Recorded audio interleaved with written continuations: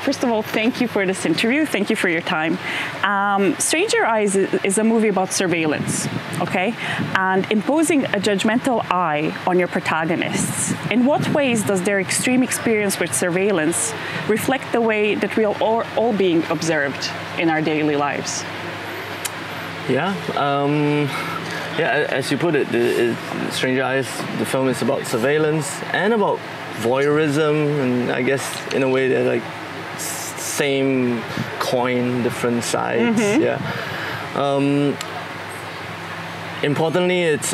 I think what I wanted to explore is really the idea of seeing and being seen, especially in this current moment, mm-hmm. where I have a feeling we've never been so intensely watched or watching other people through social media like than before. You know, this is sort of unprecedented, and I'm very interested in asking, you know, the question of like how do we live in this current state of being watched all the time? What is it doing to us, mm-hmm. as a human race? You know, just because we've never experienced so intensely before.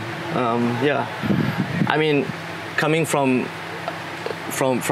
a country like Singapore, mm-hmm. which has a lot of surveillance. You know, it's a little bit of a surveillance state, and at the same time, you know, living in a very densely populated city, you know, with apartment blocks like you see in the film, I'm constantly watching my neighbors. My neighbors are constantly watching me.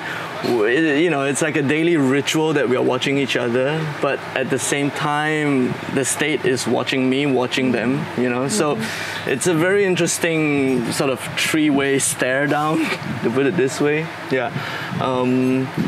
But yeah, it's sort of the reality that we live in now.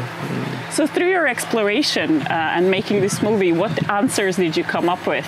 Like, how do we as people react to this constant vigilance? I don't know if I have like clear answers about this, but I take a note from quantum physics. Like, there's this idea that, like, you know, something has waves of potential until you stare at it, uh-huh. and if you observe it, it just goes a straight line, right? And I think this idea for me is also very true of our social activities day to day. If you know someone is watching you, you're not going to pick your nose, right? You're going to behave like what you feel like you should do. And is that going to restrict our human potential, like what we could be, what, you know, the scope of our possibilities? I think that for me is something to question. That's a really beautiful thought. Very interesting connection to quantum physics.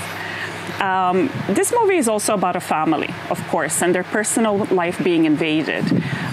What would you say that are some lines of personal space and personal life that we always keep to ourselves, even from our partners or our closest people? A lot, right? Yeah.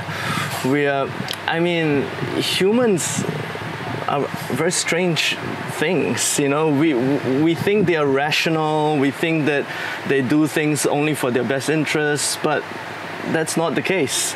We are always keeping secrets, we're never really telling exactly what's in our hearts, you know, or the deepest, darkest corners. And at the same time, we're always performing, right? We're always performing to each other. Or to put it in another way, we're always an image. We always build an image of ourselves to whoever we are, you know, interacting with, right? So I think for me, it's you know, this film is over and above, you know, topics of surveillance and voyeurism. It's about the image. Who are we in relation to the image that we present? And again, in our day and age, has the image become more real than who we are, right? We are now putting images of ourselves on social media to be liked and subscribed and followed and all these things. And on some level, the image has become more important or has become more real than who I really am, right? And I think, you know, the film tries to explore the idea of the image. You have a character who is presented of an image of himself, and he can't believe that that person in the video is him, or what he had done, what he had seen in the video, right? So exploring these ideas of the images of us, I think is what I was very concerned with. Yes, and in a way, the film we already touched on this, deals with how we feel violated by observation, even if we're not doing anything wrong. It's just that this image of us isn't what we have in our heads.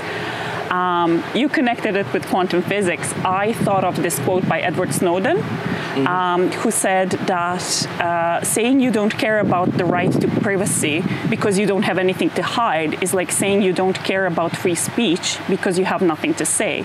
How would you say this statement reflects the themes of your film? What I would say is that it requires, there is power to capture somebody else's image. It's not as neutral as we put it, right?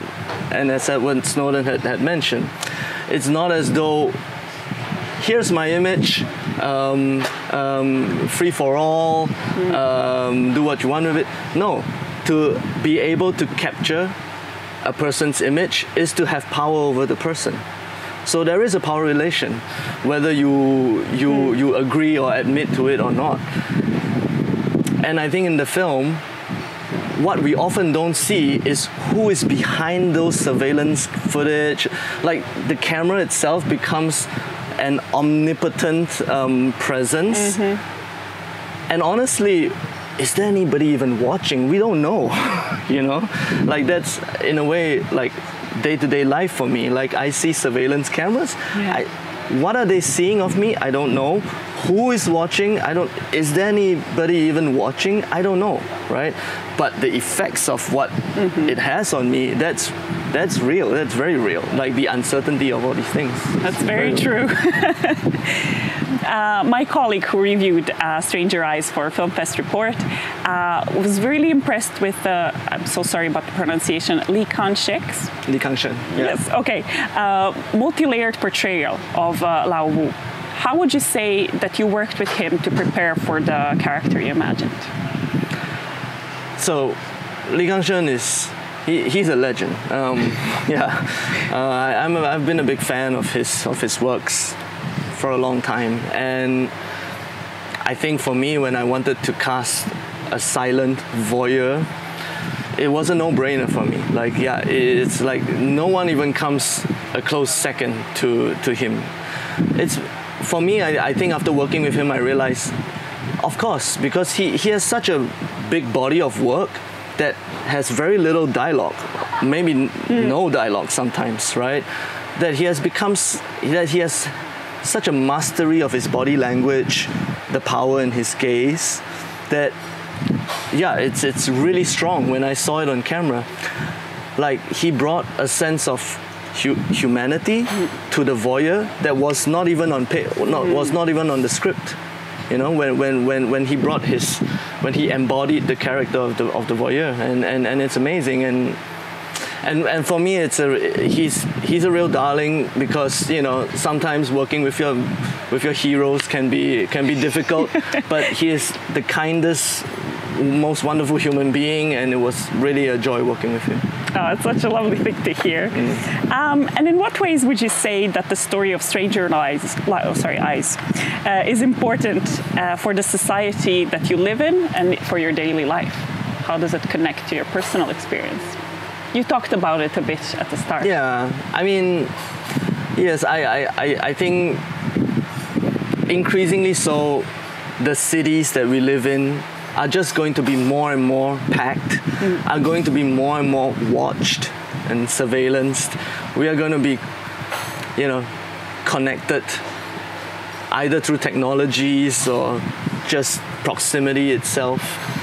I mean, I don't know. It's hard for me to say, oh, my film is important in the way that it will change things. But actually, what I really hope is for people to actually pay more attention to what they're seeing. Because increasingly so, I feel like we are looking at things, but we're actually just scrolling. we're scrolling in replacement of actually looking. What does it mean to look at someone without purpose, without trying to convert them into either a profit or data, right, or advantage to me? Like, just to watch someone and properly pay attention.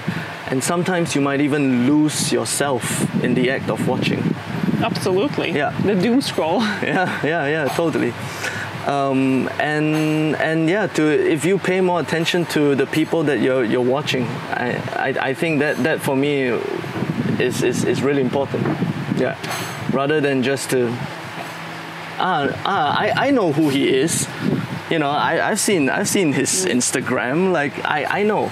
You know, I don't think we really know. And I think in the film I want to present sort of as many perspectives as a person as you can have, and understand that all of us are really complex, right? Yeah, it's always an interesting thing for me when people are influenced by something they see on social media, when they themselves publish on social media and they know that the reality of the image isn't what they lived, right? But still somebody else's makes them a little bit jealous, envious, or judgmental.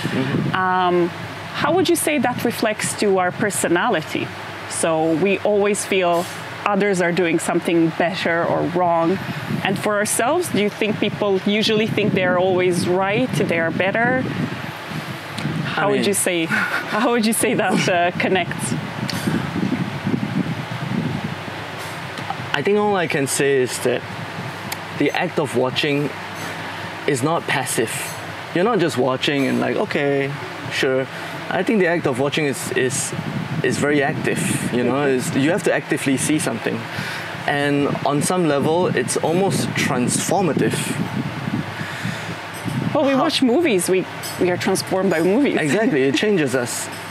And like in the case of the character in my film, the younger guy who's watching the older voyeur, like when he starts to lose himself in the act of watching, he starts to almost imitate the guy, right? He starts to take up little gestures. And this is very common of me. Like I'm talking to someone and I start to talk like the person. It's like, you know, it's transformative of our own identities. You know, and I think that's what I wanted to say about this sort of seeing about each other. Yeah. Let's end on a positive note. What are some maybe good things that technology has brought us? Some hopeful thoughts about the world, perhaps? Like I say, we're really more interconnected than ever before, and that's really amazing, right? Like. We can watch films from other parts of the world a lot easier now. It's a lot easier to understand, like, you know, things that are so far removed from us these days. But for me now is that little last bit of warning. Like, we just need to pay more attention. We just need to like look with more intent at what we are being presented. And I think it's not a doomsday we're living in. I'm very hopeful in the world we live in today. Yeah. Thank you so much for your thoughts. That's it. Yeah. Thank you.